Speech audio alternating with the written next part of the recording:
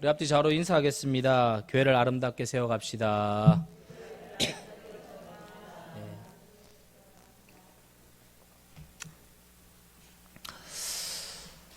오디세이라는 사람이 있습니다.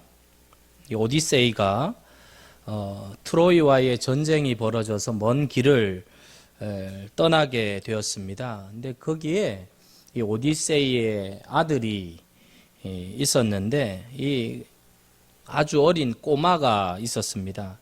이 텔레마코스라는 아들입니다. 이 아들을 전쟁터에 데려갈 수 없었습니다.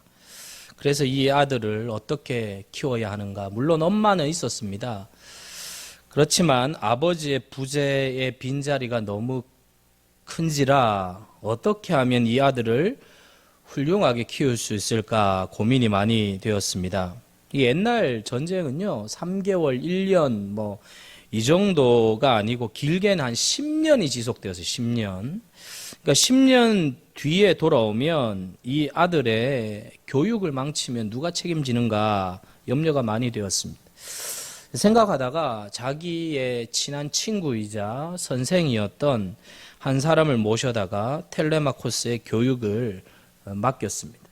내가 돌아올 때까지 이 아이들을 잘 돌봐주시고 학문도 가르치고 용기도 가르치고 또 앞으로 이 아이가 이 세상을 지혜롭게 살아갈 수 있도록 잘 가르쳐 달라고 부탁을 하고 떠났습니다.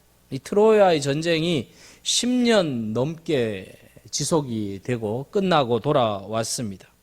돌아왔더니 이 텔레마코스 아들이 너무 훌륭한 청년으로 자라고 있는 거예요. 그냥 이 덩치만 커진 것이 아니라 와서 이야기해 보니까 이 마음에 용기도 있었고 뜨거운 열정도 있고 지식도 충만하고 그리고 아주 지혜로운 청년으로 멋있게 잘 자란 것입니다. 그 선생님 이름이 바로 멘토르라는 선생님입니다. 그래서 우리는 그때부터 우리의 인생의 진정한 동반자, 조언자를 그때부터 멘토라고 부르는 것입니다. 우리에게나 누구나 다 내 인생의 지표가 되는 멘토가 있습니다. 오늘 읽은 본문의 이 여호수아에게 있어서 진짜 멘토는 모세죠. 여러분, 여호수아에게 모세는 어떤 사람입니까? 시내사의 10계명을 받으러 올라갈 때 모든 사람들이 시내산 밑에 머물고 있을 때 모세가 여호수아를 데리고 올라갔습니다. 하나님의 영광의 자리에 함께 참여시켜 준 거죠. 또 회막을 만들고 회막에서 하나님께 예배를 드려라 하는 것을 모세는 여호수아에게 직접 가르쳐주고 회막에 머물게 했습니다. 예배의 스승이었습니다. 그리고 여호수아가 아말렉과의 치열한 전투를 하고 있을 때 창을 들고 칼을 들고 싸울 때는 여기서 열심히 싸우라, 나는 저 산꼭대기에 가서 기도하겠다 하면서 열심히 기도하고 손을 들고 기도해서 여호수아에게 승리를 안겨준 기도의 멘토였습니다. 여호수아는 이런 모세의 마음을 잘 알았어요. 여러분, 사실 우리는 함께 영적 멘토인 줄 믿습니다. 여러분, 우리 안에 교제가 없으면 아무 의미 없어요. 목회자와 성도가 이 영적 멘토가 돼요. 기도와 여러 가지의 멘토가 돼요. 할렐루야. 그게 목회고 그게 사역이잖아요. 그럼 멘토가 돼야 돼. 우리는 멘토. 12명의 정탐꾼을 가나안 땅에 보냈을 때 10명의 사람들은 그 땅을 못 밟는다고 막 저주했습니다.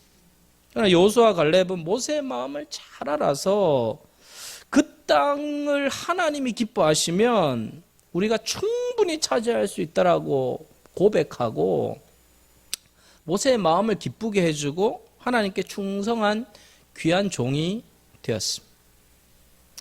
그런 서로 눈빛만 보면 알 수 있는 그런 귀한 부모 자식보다 더 끈끈한 관계, 모세와 여호수아였습니다. 근데 모세가 죽었습니다. 모세가 그냥 죽은 것이 아니라 아주 중요한 상황을 앞두고 죽었어요. 출애굽도 중요하지만 가나안 땅에 들어간다는 건 어쩌면 더 중요할 줄 모릅니다. 이집트에서 출애굽해가지고 40년 동안 고생하다가 여기까지 왔어요. 이제 가나안 땅에 들어가면 됩니다. 가나안 땅에 들어가려면 여리고성을 비롯해서 48개의 크고 작은 성들을 다 정복해야 돼요. 그런 엄청난 전투를 앞두고 모세가 죽었습니다. 모세가 죽었다고 하니까 여러분들은 뭐 죽었으면 그러니까 여호수아의 상황을 좀 생각해 보라고요. 그냥 죽었으면 죽었지 그러지 말고. 이 여호수아 상황에서 모세가 죽었으니 이 마음이 이게 어떻게 했어요? 여호수아에게 모세의 죽음은 어떤 의미였을까요? 가끔 이 장례식을 인도하면 믿음 좋으신 부모님을 천국에 먼저 보내고 자식들이 이런 이야기를 합니다. 목사님, 이제 저를 위해서, 우리 가정을 위해서 누가 기도해 줄까요? 그렇게 많이 기도해 주시던 어머니가 이제 천국 가셨는데 이제 우리는 어떡하죠? 계실 때는 몰랐는데 떠나고 나니 막막합니다. 그런 분들이 꽤 있어요. 이제 어떻게 해야 될지 모르겠어요. 근데 어디 여러분 사람만 그렇습니까? 건강 하나는 자신했는데 건강 하나 믿고 지금 여기까지 왔는데 이제 건강이 막 떠나가요. 그냥 허리 아프고 그냥 뭐 어깨 아프고 이런 정도가 아니라 막 철렁하는 소리를 들을 때가 있어요. 저 얼마 안 남았습니다. 이런 소리를 들어요. 건강이 떠나가요. 물질 하나 믿고 달려왔는데 물질이 왜 이렇게 가지 말라 그래도 잘 도망가는지 물질도 떠나가요. 자식 믿고 살았는데 자식도 떠나가요. 막막하기 짝이 없는 상황. 여호수아처럼 지금 가장 중요한 시기에 지금 가나안 땅에 들어가 정복해야 될 이 시점에 모세가 떠난 것처럼 우리도 우리 인생의 소중한 사람, 건강, 물질, 내가 믿고 있는 것이 떠나갈 때가 있어. 어떻게 해야 될까요? 1절 말씀 같이 읽어보겠습니다. 시작. 여호와의 종 모세가 죽은 후에 여호와께서 모세의 수종자 눈의 아들 여호수아에게 말씀하여 이르시되, 여호수아는 모세가 떠나고 난 뒤에 하나님께 기도하고 엎드려서 하나님의 말씀하실 때까지 꼼짝하지 않고 그 자리에 있었어요. 하나님께서 말씀하신 것이 일주일인지 한 달인지 6개월이 지났는지 우리는 알 수 없어요. 그러나 하나님이 말씀할 때까지 그 자리를 버텼어요. 하나님 밖에 이제 의지할 분 없습니다. 모세가 있을 땐 괜찮았어요. 모세가 시키는 대로 하면 돼요. 하라고 하면 하고 가라고 하면 가고 서라고 하면 서고. 근데 그 모세가 떠났어요. 근데 하나님, 내가 이제 누구를 의지해야 될지 모르겠습니다. 가장 확실한 분 하나님께 엎드리오니 주님 말씀하여 주옵소서. 여러분, 여호수아가 갑자기 지도자가 된 건 아니죠.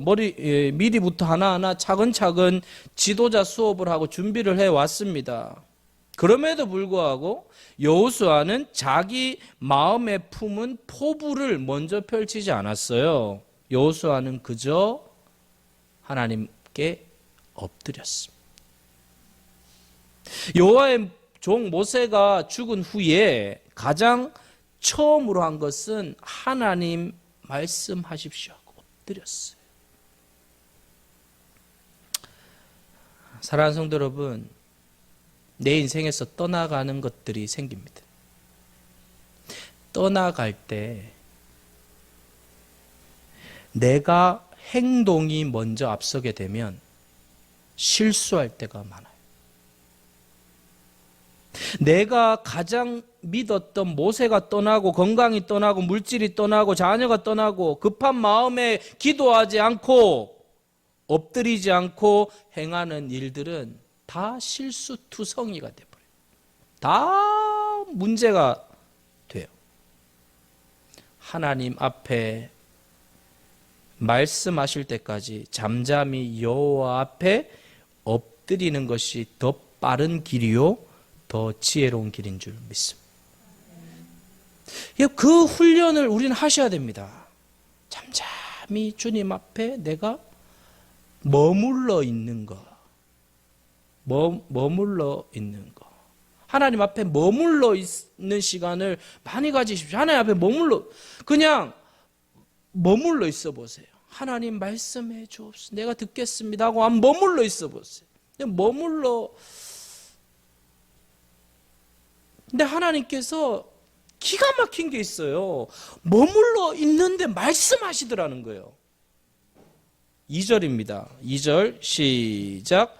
내 종 모세가 죽었으니 이제 너는 이 모든 백성과 더불어 일어나 이 요단을 건너 내가 그들 곧 이스라엘 자손에게 주는 그 땅으로 가라. 하나님 앞에 머물렀더니 말씀에 그 땅으로 가라. 하나님의 명령이 떨어졌습니다. 하나님이 말씀하셨습니다. 하나님은 여호수아의 마음을 꿰뚫고 계세요. 어떤 마음이요? 두려운 마음, 염려하는 마음. 이제 자신이 선두에 서서 진두지휘하며 이끌어 가야 하기 때문에 너무 두려운 걸 아셨어요. 두렵죠. 그래서 하나님이 6절, 7절에서 말씀하는 거예요. 강하고 담대하라. 오직 너는 강하고 극히 담대하라. 여러분, 굉장히 힘 있는 말씀이에요. 왜 힘이 있습니까? 사람의 말이 아니기 때문이에요. 사람의 말이 아니기 때문에. 여러분, 사람도요, 지나면, 지쳐있으면 일으켜 세웁니다. 일어나. 밥 한 끼 먹자. 차도 마시자 하면서 일으켜 세워요. 그러나 여러분, 그건 사람의 위로일 뿐이에요. 어디까지나 사람의 위로예요. 그런데 하나님이 강하고 담대하라고 말하는 것은 대책이 있기 때문에 대책이. 그 대책이 무엇입니까? 8절입니다. 8절 같이 읽겠습니다.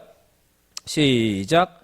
이 율법책을 내 입에서 떠나지 말게 하며 주야로 그것을 묵상하여 그 안에 기록된 대로 다 지켜 행하라. 그래야면 내 길이 평탄하게 될 것이며 내가 형통하리라. 하나님의 대책은 강하고 담대하라고 하신 근거는 율법책입니다. 하나님의 말씀이에요. 모세가 떠났느냐? 두려워하지 마라. 기도하는 너에게 내가 가장 확실한 대책을 줄 테니 그것이 바로 성경이다 라는 것입니다.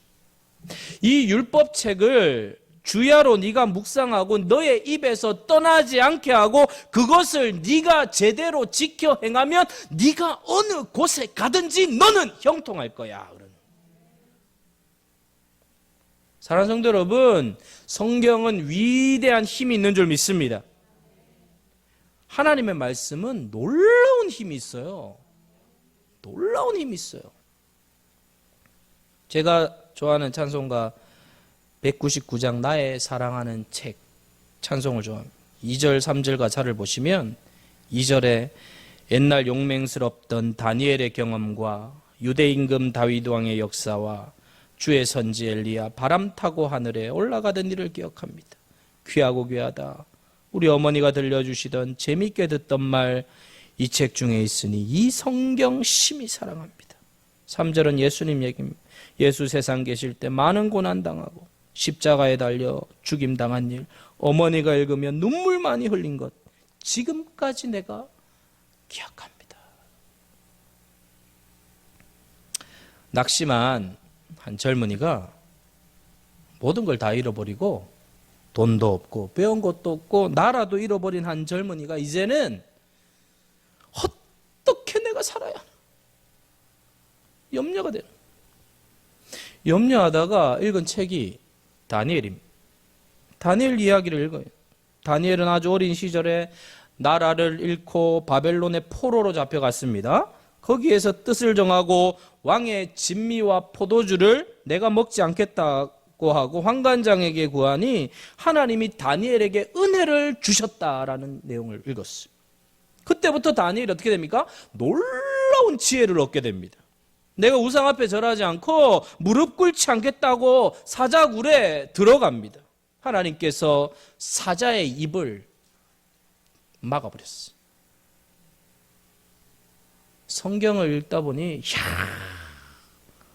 나와 같은 형편보다 더 어려운 청년 다니엘이 이렇게 성공했구나. 내가 다니엘처럼 살면 나도 하나님이 축복해 주겠구나. 축복해 주겠구나. 확신은 나도 힘을 얻게 되었어. 다윗 이야기를 읽습니다.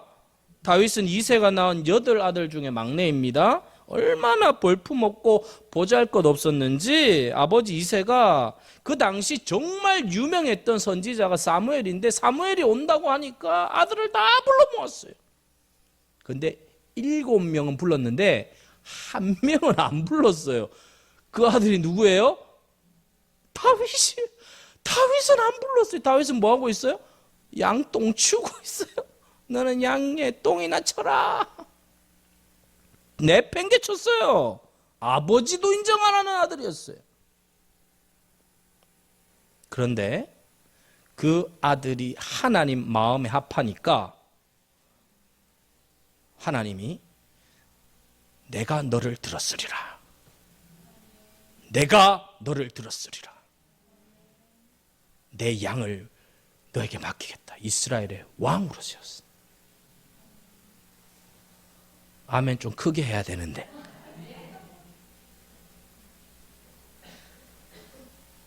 양똥 치는 아들을 왕으로 세웠어.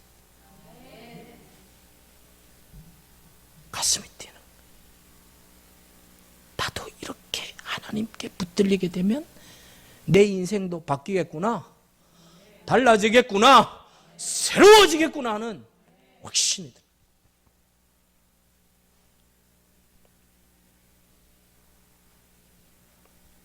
아무것도 없다고 불평했던 젊은이가 내가 가진 것도 없고 배운 것도 없고 부모도 잘못 만나 이렇게 밖에 살 수 없었다라고 불평했던 젊은이가 성경을 읽으니까 성경의 다윗 이야기를 읽으면서 나를 보는 겁니다. 하나님께서 다윗에게도 이렇게 역사하셨는데 다니엘에게도 이렇게 역사하셨는데 하나님께서 내 인생에도 역사하시면 나도 달라지겠구나. 새로워지겠구나. 변화되겠구나. 영적 막 열기가 막 생겨.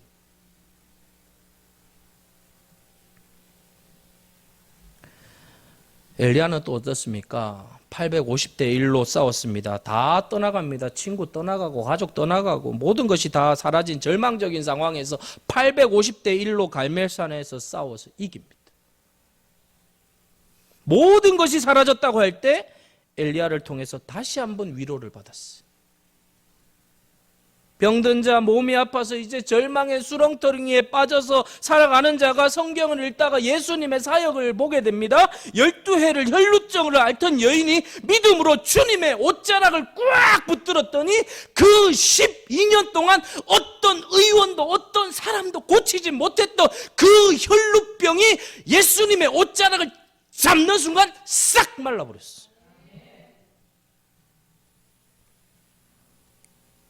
시대한 능력들을 보는 거예요.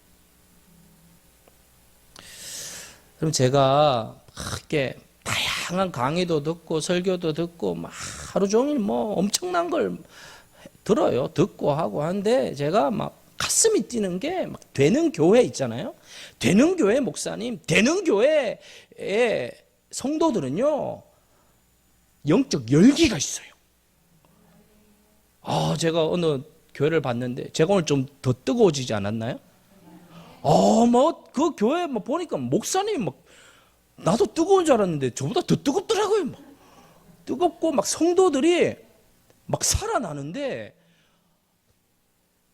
막 그런 고백을 하는 거예요. 우리 교회에 이런 일이 있고 저런 일이 있고 능력이 나타나고 역사가 일어나고 비전이 있고 막 생기는 거예요. 막 그래 맞아. 영적 열기가 있어야 돼. 능력이 있어야 돼. 역사가 나타나야 돼. 하면서 본문을 보는데 막 뜨거워지는 거예요. 할렐루야. 여러분도 뜨거워지고 계시죠? 뜨거워지셔야 돼. 뜨거워지셔야 돼. 교회는 뜨거워져야 용광로가 돼야 돼. 어둠의 영을 불태우고 하나님의 능력이 임하여 시대를 감당해야 돼. 근데 이 특징이 있어요. 영적 열기가 있는 교회는 다 행복해요. 성도들이 행복해. 우리 교회 한번 와주십시오. 와주십시오. 이런 교회가 아니야. 자기들이 오고 싶어 하는 교회. 그렇지 않습니까? 여러분, 저도 그런 생각을 해요. 막, 저기 소홀한 입주를 하는데, 막 전도를 어떻게 해야 되나, 뭐 이런 코로나지만, 뭐, 이거 고민이 많단 말이에요. 막, 고민 얼마나 많겠어요. 근데, 제 마음속에 느끼는 거는, 여기 안이 영적 열기로 뜨거워져서, 자동으로 번져가지고, 주여, 차고 넘치게 하여 주옵소서. 사랑하는 여러분, 다른 사람 쳐다보지 않아요. 내가 뜨거워져야 돼요. 내가 뜨거워져야 돼. 내가. 할렐루야. 뜨거워져야 돼. 어느 연세 많으신 집사님이 계셨어요. 실화입니다. 나이 많으신 할머니 집사님인데 1960년대에 과부가 되었어요. 남편이 갑자기 좀 내 자녀를 놓고 죽었어요. 내 자녀를 두고 남편이 떠났으니까 얼마나 막막하겠습니까? 가진 게 있습니까? 기술이 있습니까? 어떻게 내 자녀를 올망졸망 이제 막 걷고 이제 막 뛰는 애들을 어떻게 먹이고 입히고 공부하겠습니까? 혼자 죽으려고 하니까 아이들이 너무 불쌍하고 같이 죽으려고 하니 이건 못할 짓이고 용기 내어 살아보자. 그리고 머리에 이 고무통 이고 이제 생선을 팔았어요. 생선. 겨울에 추우니까 손이 터져 나가죠. 터져 나가죠. 여름에는 팔지 못하면 생선이 금방 다 썩어버려요. 다 팔 수도 없습니다. 그렇게 하루하루 견디며 근근히 입에 풀칠하며 살다가 어느 날 여름에 도저히 이제 못 살겠다. 못 살겠다. 오늘 이거 다 팔면 애들 맛있는 거 사주고 못 팔면 이 생선 애들 먹이고 그냥 죽자. 그렇게 하고 나갔어요. 네, 나가는데 동네 저 어귀에서 이 찬양 소리가 들리는 거예요. 가까이 가서 들어보니까 찬송가 337장이 내 모든 시험 무거운 짐을 주 예수 앞에 아뢰이면 근심에 쌓인 날 돌아보사 내 근심 모두 맡으시네. 무거운 짐을 나 홀로 지고 견디다 못해 쓰러질 때 불쌍히 여겨 구원해 주리 은혜의 주님 오직 예수. 반복되는 이 찬양이 여인의 가슴에 팍 꽂히는 거예요. 그래서 그 찬양 소리가 나는 집을 소리를 들으며 찾아갔어요. 마당에 들어가니까 대여섯 명이 이렇게 모여서 예배를 드렸는데 알고 보니까 구역 예배를 드리고 있었대요. 구역 예배. 그래서 구역 예배 중요합니다. 여러분에게도 이게 이고 들어올 줄 몰라요. 그러니까 구역 예배 잘 드세요. 구역 예배 나중에 잘 드리세요. 코로나 끝나면. 이 고무통을 이 여인이 들고 그냥 쑥 들어오니까 다 깜짝 놀란 거예요. 그래서 한 사람이 사연 이야기를 듣고 옆에 앉으라 그러고 앉혀놓았어. 근데 찬송을 듣고 이제 말씀을 읽는데 그 말씀이 이 말씀인데 이 말씀이 이 여인을 사로잡았어요. 마태복음 11장 28절에 30절 같이 읽겠습니다. 읽어보겠습니다. 시작. 수고하고 무거운 짐진 자들아 다 내게로 오라. 내가 너희를 쉬게 하리라. 나는 마음이 온유하고 겸손하니 나의 멍에를 메고 내게 배우라. 그리하면 너희 마음이 쉼을 얻으리니 이는 내 멍에는 쉽고 내 짐은 가벼움이라 하시느라. 이 여인이 이 말씀을 듣는데 내 짐은 쉽고 가볍다라는 듣는데 막 내 인생의 짐은 너무 무거운데, 내 인생의 고통, 고무통의 무게, 내 명의 자식의 무게, 내 인생의 무게는 이렇게 무거운데 쉬운 짐이 있다고? 나도 이 짐 한번 내려놓고 이 인생의 쉬운 멍에를 메고 싶다, 이런 마음이 드는 거예요. 도대체 어디 가면 이 짐을 얻을 수 있냐고, 어디 가면 이렇게 쉬운 짐을 얻을 수 있냐고 묻습니다, 이 여인이. 거기 있던 분들이 이렇게 얘기합니다. 예수님께 가면 된다고. 예수님께 가면 된다. 예수님 앞으로 인도해 주었습니다. 그래서 그 여인이 그때부터 예수님 믿고 일자무식 까막눈에 성경도 모르고 읽지도 못하는데 열심히 글을 배우고 읽어서 인생에 부딪혀오는 모든 일들마다 말씀으로 대항하면서 발버둥 치며 살아서 내 자녀를 멋지게 키우고 집사님으로 아름답게 서 계신 분이십니다. 사랑하는 성도 여러분, 떠나가는 게 많아요. 우리 인생에 사람도 떠나가고 물질도 떠나가고 자식도 떠나가고, 그때 내 생각대로 행동하지 맙시다. 하나님의 말씀을 붙들고 나아가십시다. 주님 말씀하여 주옵소서. 주님 말씀하여 주옵소서. 주여 나에게 말씀하여 주옵소서. 주님이 말씀하는 것을 직접 듣고 싶사오니 주여 내 심령에 말씀하여 주셔서 내가 그 말씀 붙들고 승리하게 하여 주옵소서. 주님께서 마지막으로 이렇게 표현하죠. 9절 같이 읽겠습니다. 시작. 내게 명령한 것이 아니냐. 강하고 담대하라. 두려워하지 말며 놀라지 말라. 내가 어디로 가든지 내 하나님 여호와가 너와 함께 하느니라. 여호수아는 모세가 함께 있는 것이 너무 좋았어요. 근데 하나님은 아니래요. 내가 너와 함께 할 거야.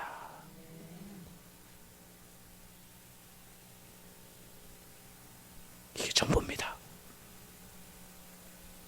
다 잃어버려도 주님이 함께 하시면 됩니다. 다 사라져도 주님이 함께 한다면, 그렇지 않습니까? 교회 아무것도 없어요. 근데 주님이 계셔. 그럼 다 있는 거예요. 다 있는 거예요. 저는 우리 세길교회 주님이 충만한 교회 되기를 소망합니다.